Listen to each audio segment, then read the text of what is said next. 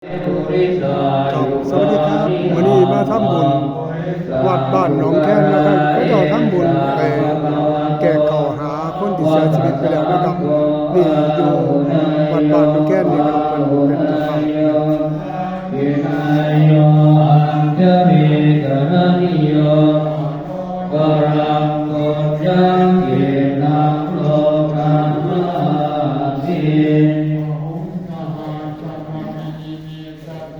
กุดันตังปริเมฆราภูริตโภ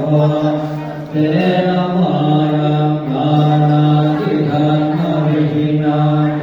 วามุนิโตเตชะทาวะเกตยมังกะรังกาติเตกะปะนิโย